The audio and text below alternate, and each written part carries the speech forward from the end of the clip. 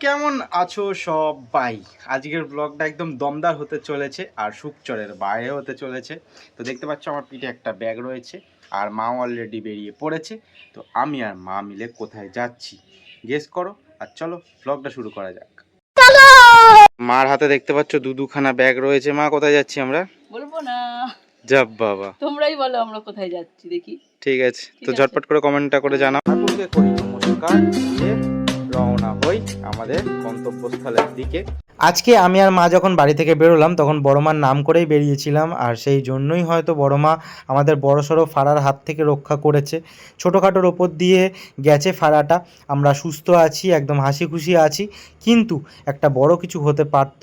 কিন্তু একজন আমাকে কমেন্ট করে জানিয়েছিলে যে বড় মার কাছে যেও তোমরা আর একটা ব্লগ বানিয়ে দিও। তো আমি তো এখনও বড় মার দর্শন করতে পারিনি যবে থেকে বড় মা প্রতিষ্ঠিত হয়েছে। জানি না বড় মা কবে টানবে, আমি অবশ্যই সেই ব্লগ তোমাদেরকে দেবো। কিন্তু আপাতত এখান থেকে চলো যাওয়া যাক, কিন্তু কোথায় যাচ্ছি সেটা কিন্তু অবশ্যই জানাতে হবে। আর অবাক করা একটা বিষয় দেখলাম, আজকে লাইন অনেক পরিমাণ কম, নয়তো অন্য সময় লাইনের শেষই দেখা যায় না। আর আজকে দেখলাম হাফের হাফ লাইনও নেই, অনেক কম লাইন। অবশ্য এখন বাজে প্রায় 11:30, সেই জন্যই হয়তো। এই যে রাস্তা দেখতে পাচ্ছ, এই রাস্তা দিয়ে আমরা এখন যাব। চলো যাওয়া যাক, কিন্তু কোথায় যাচ্ছি যারা আমার ব্লগ দেখো তারা জানো। চলো, আজকে দিনটা খারাপ আছে, কারণ হচ্ছে এটা ওটা সেটা হতেই চলেছে রাস্তাতে। তো চলো বলছি সব গল্প। তো আমরা চলে এসেছি মামার বাড়িতে, সবাইকে আগে দেখাই। হ্যাঁ হ্যাঁ, 12:30 না, একটু একটু বাদে ঢুকেছি। চারিদিকটা একটুখানি পর্যবেক্ষণ করে নিলাম যে মামি কি কাজবাজ করছে নাকি ঠিকঠাক, পরিষ্কার টরিষ্কার সব কিছু। তো ভালো গাছ করেছে মামি, পরে তোমাদের দেখাবো। তো ঠিক আছে, আর কি বলতে চাও বলো? আচ্ছা ঠিক আছে, দিদা কি বলতে চাও? খুব ভালো লাগছে। উড়িষ্যা বাস, হ্যাঁ কারা এসছে? ওই ঠিক আছে, হ্যাঁ আচ্ছা। আর জামাই কোথায় গেল? জামাইয়ের কথা বলছো না তো, আসলো না যে? জামাই তো এখন ওখানে না থাকলে হবে না। বাড়িতে আমার মেয়ে নাতি এসছে, আমার মেয়ে নাতি এসছে এই অনেক। ও বাবা, জামাইকে তো বাড়ি পাহারা দিচ্ছে। হ্যাঁ, বাড়ি এ করছে, ওসব অসভ্য কথা বলতে নেই। এই রে, হ্যাঁ বাড়িতে আছে, হ্যাঁ ভাই, অনেক ফুল গাছপালা আছে, ইত্যাদি অনেক কিছু আছে। এরা সবাই ছেড়ে আসতে পারে না। না মামি ভালো গাছ করেছে, গোলাপ গাছ করবে কয়েকটা। আমাদের বাড়ি থেকে বেরিয়েই অটোতে বসে কিছুটা আসার পরেই হঠাৎ করে, মানে আমাদের যে অটো চালাচ্ছিল ওটা ওরই দোষ। এবার হঠাৎ করে রাস্তার মধ্যখানে যেতে যেতে শর্ট করে সাইড করে দিয়েছে, আর পেছনে একটা মানে ফুল স্পিডে যাচ্ছিল, 60 যাচ্ছিল অটোটা, আমাদের অটোটা। আর পেছনে এসে একটা অটো মেরেছে দাম করে।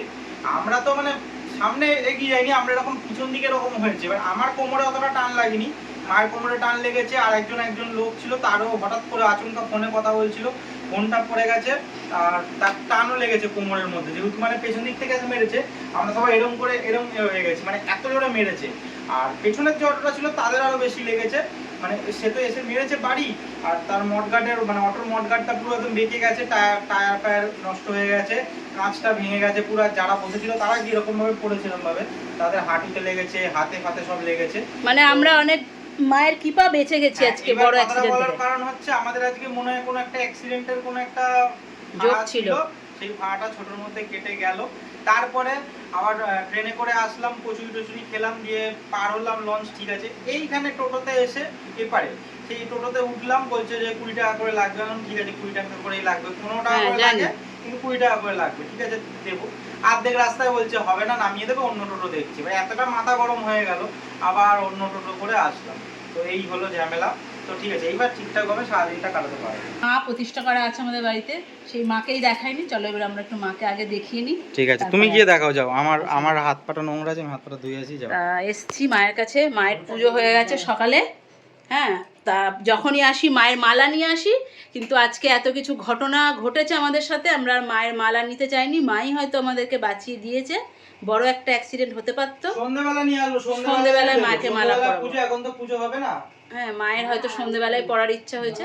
আমরা আজকে ট্রেনে টুকটাক জিনিস কিনেছি, দিদার বেশ পছন্দের জিনিস, তো সেগুলো এখন দিদাকে হ্যান্ড ওভার করবো। এখানে রেখে দিয়েছি, না বাচ্চা মেয়ে, হ্যাঁ লজেন্স, একটা লজেন্স আমি রাখবো। ঠিক আছে, না না হাতে দিব তোমাকে, না, দিস ইজ ফর ইউ। এটা বলছে নাকি এনার্জি আসবে, হ্যাঁ কিছু হবে এই এই তো বলছে খুব ভালো জুয়া। ভাঙো দাও। না না বলছে মামিকে আগে দাও, মামি দেখলাম এরকম ভাবে মুখটা পুঁছে নিলাম করে। হ্যাঁ পুঁছে দিলে কি একটা। এটা খেলে নাকি খুব বাবা না তো খাও। দেখো তো খেয়ে কি বলছে, এনার্জি ফুরফুরে আসবে, এই ওই করবে, হুড়ুর করে এক কৌটো নিয়ে নিল। দেখো খেয়ে আগে দেখো কেমন। আদা গোলমরিচ বললো, লবঙ্গ। টেস্ট ভালো। না ওইটা ঝাল লাগে। হ্যাঁ ঝাল লাগে মতো। এমন করে বলছিল ভীষণ ভালো না, কিন্তু একটা জিনিস কি লজেন্সটা অনেকক্ষণ ধরে খাওয়া যাবে, তার কারণ হচ্ছে ধরে মানে গলছে না সহজে, কারণ শক্ত মনে হচ্ছে না সাবান খাচ্ছি কোনো একটা, হালকা হালকা টেস্ট বেরোচ্ছে, তো এটাই যা। এখন এখানে ব্যায়াম প্রতিযোগিতা শুরু হয়েছে, তো মা হচ্ছে ট্রেনার আর এই হচ্ছে প্রথম শিষ্য। এই যে আমাদের স্কুলের বাচ্চাদের করাই যাবে। আর একটা করলে দাও দাও দাও ওইটা। দাও দাও দাও। না না এরকম হাতে ওরে এই তো শিখে গেছে দিদা, শিখে গেছে। মামি তুমি করো, মামি তুমি করো করো। আমরা চলে আসলাম সেকেন্ড ব্যাচে আজকের খাওয়া দাওয়াতে। আমাদের খাওয়া দাওয়া হয়ে গেছে, আমাদের বলতে আমার দাদুর মামার খাওয়া হয়ে গেছে। মাসি আসছিল না, সেই জন্য মা দিদা বসতে পারছিল না, ব্যায়াম করেছে, এদিকে খিদেও পেয়ে গেছে, অথচ খেতেও বসতে পারছে না। ওরে সাবাস। হ্যাঁ তার মানে পাতা শেষ, এটা হচ্ছে মেন। ও না পাতা শেষ আছে, দুটো না আছে, অনেকগুলোই আছে। তো আজকে মামি একা হাতে সবটা সামলেছে, রান্না বান্না করে আমাদের খাওয়াচ্ছে। তো মামি একটু মুখটা দেখাও, তুমি হাসছো, এত লজ্জা পাচ্ছে কেন? না মাংসটা ভালো করেছে। কোথায় একবার খোলো দেখি, তুমি দেখাবে না, তোমার মাংসটাই দেখায়। এই দেখো তো ভালো করেছে, মটনের কালারটা না খেতেও ভালো হয়েছে। আর কি করেছে? যে রান্না করেছে তাকে জিজ্ঞাসা কর কেমন লাগলো রান্না করতে। হ্যাঁ কেমন লাগলো রান্না করতে? রাধুনী কমনের বউ মুখে চেবাচ্ছে না, করে যেন দেখাচ্ছে না, লজ্জা পাচ্ছে। হ্যাঁ ভালো ভালো পেয়েছে, টিচার পেয়েছে ভালো, টিচার পেয়েছে ভালো না। হ্যাঁ মামা, হ্যাঁ ভালো ট্রেনিং দিচ্ছে। তো আজকে আমরা অনেক কিছুই খেলাম, ভাত, উচ্ছে ভাজা। হ্যাঁ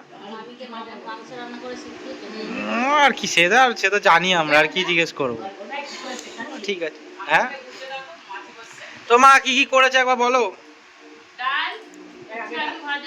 আগে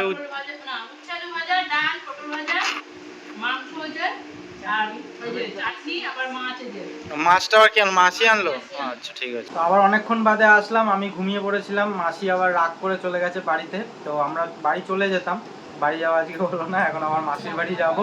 মামার বাড়ি থেকে এখনের মতন বিদায় জানিয়ে যাব মাসির বাড়ি, তারপরে আবার যাব কালকে বাড়িতে। তো এখন কারা কারা আছে দেখাচ্ছি। দিদাকে দেখাই, দিদা একজন বয়স্ক সিনিয়র মানুষ। দিদা ঝামেলার সময় কি করছিল জানি না, দিদা ঝামেলাটা আটকাতে পারেনি, দুই বোনের মধ্যে ঝামেলা লেগে গেছে। তো এই যে বোন রয়েছে। তো ছোট মেয়েকে তুমি কি বলেছো? আমি বলেছি যে যাবে এখনই, যা রাত করিস না, ও রাতটুকুনি থাকবে, সকালে আর তুমি তো চলে গেছে তো তাহলে? না এই বাড়িতে হচ্ছিল তো, ও তো আমাকে ঠেলে দিয়ে চলে গেছে। যাই হোক আমরা মজা করে বলছি, চলে যাও মেসেজ।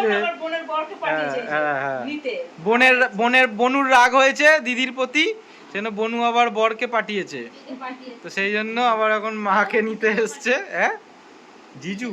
আজকের ব্লগ তাহলে এখানে শেষ করছি, যদি মাসির বাড়ি গিয়ে আবার নতুন ব্লগ শুরু করি তোমরা সেটা দেখতে পাবে। তারা বলছি সবাইকে টাটা করে দাও। Tata bye see you. আচ্ছা মামি টাটা করে দাও। গম্ভীর করে করছে। ঠিক আছে টাটা।